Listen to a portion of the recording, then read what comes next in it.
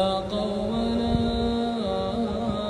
أجيبوا داعي الله وآمنوا به يغفر لكم من ذنوبكم ويجركم من عذاب أليم.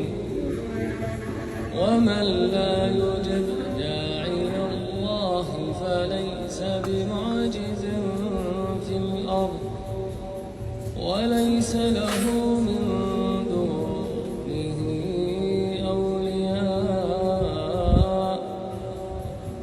أولئك في ضلال مبين. أولم يروا أن الله الذي خلق السماوات والأرض ولم يعي بخلقهن بقادر على أن يحيي الموتى بلى